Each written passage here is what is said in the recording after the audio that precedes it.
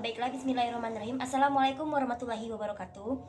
Perkenalkan, nama saya Pipin Juliantika dengan NIM 2115017 dengan prodi Bimbingan Konseling dan Pendidikan Islam kelas 3A BKPI. Selanjutnya ada rekan saya. Baiklah, nama saya Jauharatul Kamaliah dengan NIM 2115024 dari prodi Bimbingan dan Konseling Pendidikan Islam kelas BKPI 3A. Baiklah, di video kali ini kami ingin membuat tugas UTS dengan mata kuliah fikih dengan dosen pengampu Bapak Muhammad Insan Jauhari MPD.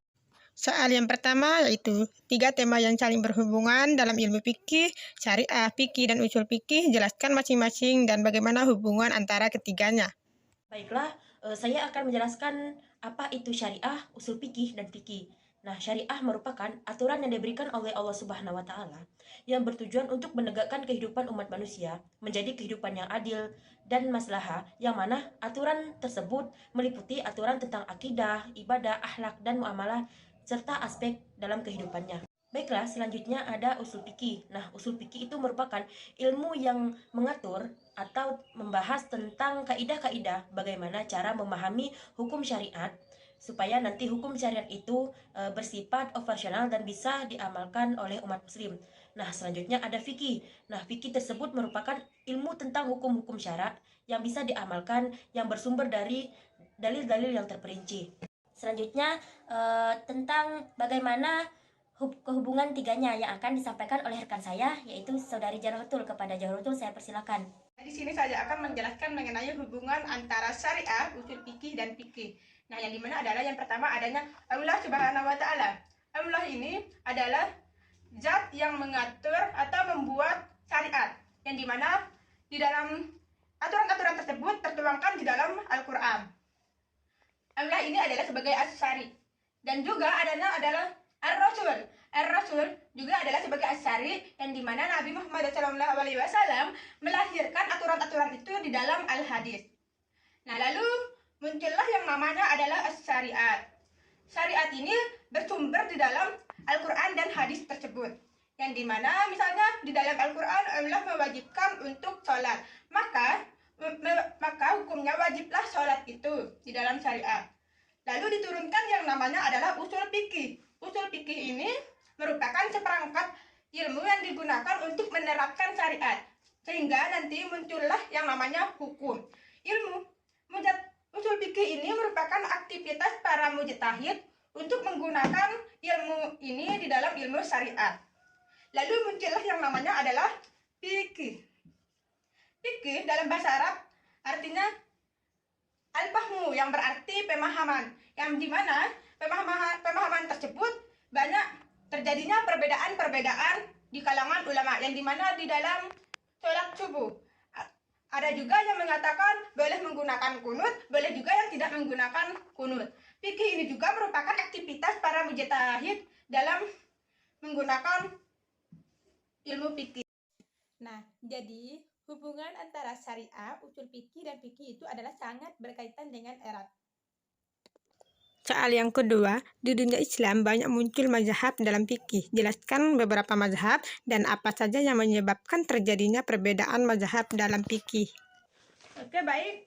Di sini saya akan menyebutkan mazhab-mazhab dalam fikih ini, yaitu ada 4. Yang dimana yang pertama mazhab Hanafi, mazhab Maliki, mazhab Syafi'i, dan mazhab Hambali. Nah, yang pertama yaitu mazhab Hanafi. Mazhab Hanafi ini didirikan oleh Nu'man bin Thabit.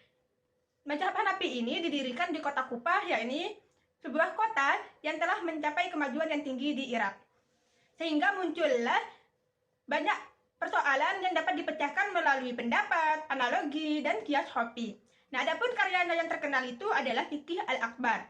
Nah, mazhab Hanafi ini merupakan mazhab fikih yang paling banyak pengikutnya di seluruh dunia ini, yang dimana pengikutnya sebanyak 675 juta jiwa. Nah, adapun negara-negara dengan pengikut mazhab Hanafi ini adalah Pakistan, Afghanistan, Turki, India, Bangladesh. Yang kedua adalah mazhab Maliki. Mazhab Maliki ini didirikan oleh Malik bin Anas, atau dikenal dengan istilah namanya yang terkenal adalah Imam Malik. Nah, sepanjang hidupnya Imam Malik ini tidak pernah meninggalkan Madinah kecuali untuk keperluan haji. Pemikiran hukumnya banyak dipengaruhi sunnah yang cenderung tekstual. Nah, Imam Malik ini juga merupakan periwayatan hadis, yang dimana salah satu karyanya yang terkenal itu adalah Al-Muwatta, yaitu hadis yang bercorak pada fikih. Mazhab Maliki ini merupakan mazhab fikih dengan pengikut yang terkonsentrasi pada wilayah Afrika Barat dan Afrika Utara, yang dimana jumlah pengikutnya sebanyak 270 juta jiwa. Adapun negara-negara dengan pengikut mazhab Maliki ini adalah seperti Maroko, Aljazair, Mesir, Sudan, Nigeria. Yang ketiga adalah mazhab Syafi'i. Mazhab Syafi'i ini didirikan oleh Abu Abdullah bin Muhammad bin As-Syafi'i. Nah, Imam Syafi'i ini corak pemikirannya adalah konvergensi atau pertemuan antara rasionalis dan tradisionalis.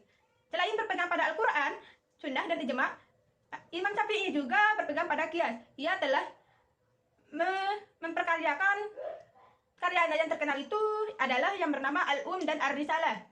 Dia juga disebut sebagai orang yang pertama kali membukukan usul fikih. Nah, mazhab Syafi'i ini dengan jumlah pengikutnya sebanyak 495 juta jiwa. Dan adapun negara-negara yang mengikuti mazhab Syafi'i ini adalah Indonesia, Malaysia, Ethiopia, Yaman, dan sebagainya. Dan yang keempat adalah mazhab Hambali. Mazhab Hambali ini didirikan oleh Ahmad bin Muhammad bin Hambal, atau dikenal dengan istilah namanya yang terkenal adalah Imam Hambali. Nah, pada masa mudanya ia berguru pada Abu Yusuf dan Imam Syafi'i. Corak pemikirannya itu adalah tradisionalis. Nah, selain berdasarkan Al-Quran, Sunnah, dan Ijtihad, beliau juga menggunakan hadis mursal dan qiyas jika itu terpaksa. Nah, dia juga merupakan ahli hadis yang dimana salah satu karyanya yang terkenal itu adalah Musnad Ahmad. Mazhab Hambali ini merupakan mazhab fikih dengan pengikut yang terkonsentrasi di wilayah Teluk Persia dengan jumlah pengikut sebanyak 41 juta jiwa. Nah, adapun negara-negara dengan pengikut mazhab Hambali ini yaitu Arab Saudi, Uni Emirat Arab, dan Qatar. Pertanyaan yang ketiga, buatlah contoh studi kasus terjadinya jamak dan qashar di dalam sholat. Selanjutnya, studi kasus terjadinya sholat jamak dan sholat qashar. Nah, untuk sholat qashar sendiri itu kami mengambil contoh misalnya Pak Arkan adalah seorang yang mengalami sakit yang berbahaya dan mengancam nyawanya. Nah, maka Pak Arkan tersebut boleh mengqasharkan sholat fardunya. Nah, selanjutnya ada sholat jamak. Nah, kami mengambil contoh misalkan Ali adalah seorang musafir yang berpergian ke suatu tempat dengan mempunyai suatu tujuan tertentu karena kesibukannya, maka dia boleh menjamak sholatnya. Nah, selanjutnya adalah studi kasus mengenai sholat qashar jamak. Kita ambil contoh, yakni misalnya pada bulan Dzulqa'dah, Ridho ingin berangkat ke pondok pesantrennya, yang dimana pondok pesantrennya itu bertempat yang sangat jauh. Ridho berasal dari Bangka dan dia berpondok pesantren di Surabaya. Nah, dia menaiki pesawat untuk pergi ke pondok pesantrennya. Dan jarak yang ditempuhnya juga sangat jauh. Tujuan Ridho itu adalah sangat baik dengan menuntut ilmu. Maka, Ridho tersebut bisa atau boleh menjamak qasharkan sholatnya. Menjamak qasharkan sholat fardunya tersebut. Pertanyaan yang keempat, ilustrasi bagaimana proses pembayaran zakat fitrah dan zakat mal. Mas, pertanyaan profesi beserta penyelesaiannya. Baiklah, di sini kami ingin mempraktekkan bagaimana cara proses pembayaran zakat fitrah dan zakat mal. Nah, di sini yang pertama kami ingin mempraktekkan proses pembayaran zakat fitrah seperti ini. Baiklah, bismillahirrahmanirrahim. Nawaitu an ukhrija zakatal fitri an nafsi fardolillahi ta'ala. Artinya, saya niat mengeluarkan zakat untuk diri saya sendiri, fardo karena Allah Ta'ala. Bismillahirrahmanirrahim. Ajarakumullahu fima ataita wa barakalaka fima abqaita waj'alhu laka tahuran. Artinya, semoga Allah memberikan pahala atas apa yang engkau berikan dan memberkahi atas harta yang engkau simpan dan menjadikannya pembersih bagimu. Amin. Nah, selanjutnya kami ingin mempraktekkan proses pembayaran zakat mal. Nah, proses pembayaran zakat mal ini juga sama seperti proses pembayaran zakat fitrah. Nah, sebagaimana seperti ini. Baik, bismillahirrahmanirrahim. Nawaitu an ukhrija zakatal mali an nafsi fardolillahi ta'ala. Aku niat mengeluarkan zakat mal untuk diri saya sendiri, fardo karena Allah Ta'ala. Bismillahirrahmanirrahim. Ajarakumullahu fima ataita wa barakalaka fima abqaita waj'alhu laka tahuran. Artinya, semoga Allah memberikan pahala atas apa yang engkau berikan dan memberkahi atas harta yang engkau simpan dan menjadikannya pembersih bagimu. Amin. Baiklah, di sini saya akan menjelaskan cara penyelesaian untuk zakat fitrah. Nah, untuk zakat fitrah ini kita boleh membayarkan dengan berupa beras. Nah, dalam mengeluarkan zakat fitrah ini, dalam pembayarannya merupakan beras berupa 2,5 kilogram beras. Nah, jadi apabila di dalam satu keluarga itu beranggota 4 orang, maka jadinya 2,5 dikali 4 anggota keluarga jadi sama dengan 10 kilogram beras. Nah, jadi untuk dalam satu anggota keluarganya ini untuk membayar zakat fitrah yang berupa beras yaitu berupa 10 kilogram beras. Nah, saya ingin menyelesaikan proses zakat mal. Nah, yang pertama adalah zakat emas. Zakat emas ini adalah nisab zakat emas ini adalah 85 gram. Nah, dan adapun yang wajib dikeluarkan mengeluarkan zakatnya itu adalah 2,5%. Nah, kita ambil satu contoh. Misalnya sebagaimana contohnya adalah Ibu Ani memiliki emas 200 gram yang sudah tidak terpakai lagi. Adapun usia emas itu yang dimiliki Ibu Ani adalah 1 tahun. Maka Ibu Ani tersebut wajib membayar zakat emas, yang dimana Ibu Ani tadi kan mempunyai emas 200 gram. Nah, kita hitung saja 1 gram emas itu adalah seharga 800.000. Maka cara penyelesaiannya adalah 200 gram dikali 2,5% dikali harga 1 gram emas itu adalah 800.000. Sama dengan 200 gram dikali 2,5% adalah 5 gram. Dikalikan 800.000 tersebut, maka 5 gram dikali 800.000 ini adalah 4 juta. Maka yang wajib dikeluarkan zakat emas Ibu Ani tersebut adalah 4 juta rupiah. Baiklah, selanjutnya adalah yang kedua, zakat pertanian. Nah, yang dimana nisab zakat pertanian ini adalah 653 kg beras. Nah, sebagaimana kita ambil contoh, misalnya Pak Alek itu memiliki lahan sebesar 2 hektar. Nah, saat pemeliharaannya Pak Alek hanya mengeluarkan uang sebanyak 5 juta rupiah. Nah, saat panen, Pak Alek tersebut menghasilkan 1 ton beras. Nah, jadi tarif untuk zakat pertanian ini adalah 5%. Nah, kita ambil harga 1 kilogram beras adalah 10.000. Nah, jadi untuk penyelesaiannya adalah 1 ton beras ini setara dengan 10.000 kilogram beras. Jadi, Pak Alek tersebut berhak atau wajib mengeluarkan zakat pertanian karena saat panen Pak Alek mengeluarkan 10.000 kilogram. Jadi sudah melebihi batas nisab zakat pertanian tersebut. Nah, jadi cara penyelesaiannya adalah untuk 10.000 1 ton beras Pak Alek hasilkan tersebut 10.000 kilogram beras dikali harga 1 kilogram beras tersebut adalah Rp 10.000. Maka 10.000 kilogram beras dikali 10.000 rupiah adalah seharga 100 juta rupiah. Jadi untuk tarifnya itu adalah 5%. Jadi 100 juta tersebut 100 juta dikali 5%. Maka 100 juta dikali 5% ini adalah 5 juta. 500 juta. 5 juta. Maka Pak Alek berhak mengeluarkan zakat pertaniannya ini adalah 5 juta atau setara dengan 500 kilogram beras. Baiklah, yang selanjutnya adalah zakat profesi. Nah, untuk zakat profesi ini sama juga dengan zakat pengeluaran gaji. Jadi untuk zakat profesi ini nisabnya adalah 520 kg beras.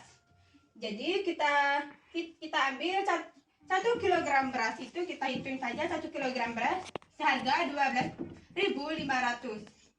Nah, jadi 520 kg beras tersebut dikali harga 1 kg beras seharga 12.500. Nah, sama dengan 6.500.000. Nah, jika gaji kamu tersebut telah mencapai seharga 6.500.000, maka kamu berhak mengeluarkan zakat profesi ini. Misalnya, gaji kamu itu adalah seharga 7 juta. Dan pengeluaran kamu per bulan itu adalah seharga 4 juta. Maka sisa gaji kamu tersebut adalah 3 juta. Nah, 3 juta. Lalu untuk pengeluaran zakatnya ini adalah 2,5%. Jadi cara penyelesaiannya itu adalah sisa gaji kamu tersebut adalah 3 juta ya. Cara penghitungnya adalah 3 juta dikali 2,5% sama dengan 75.000. Nah, maka kamu wajib mengeluarkan zakat profesi ini adalah seharga Rp75.000. Pertanyaan yang kelima, buatlah ilustrasi beserta penjelasan tata cara tayamum yang benar. Tata cara bertayamum. Nah, bagaimana? Yang pertama adalah kita membaca bismillah. Bismillahirrahmanirrahim. Yang kedua, kita letakkan kedua tangan kita di atas debu yang bersih dan suci. Ini. Lalu di tangan kita ini ada debu, kita usapkan ke muka kita sambil membaca niat. Adapun niatnya itu adalah nawaitu tayammuma listibahatis sholati fardalillahi ta'ala. Artinya, saya berniat tayamum untuk melakukan salat fardu karena Allah Ta'ala. Nah, selanjutnya kita letakkan kedua tangan kita pada tempat debu yang berbeda tadi. Nah, selanjutnya kita ucapkan pada kedua tangan kita. Seperti ini, harus dengan benar, jangan sampai salah. Selanjutnya tangan kiri kita lakukan seperti tangan kanan tadi. Nah, seperti ini. Nah, yang terakhir adalah tertib. Nah, untuk membaca doa selesai bertayamum ini adalah sama seperti juga membaca doa kita selesai berwudu. Baiklah, itulah penyampaian dari kelompok kami. Semoga bermanfaat bagi teman-teman yang menonton. Dan apabila ada kata yang salah, saya mohon maaf, kepada Allah saya mohon ampun. Wabillahi taufiq wal hidayah. Wassalamualaikum warahmatullahi wabarakatuh.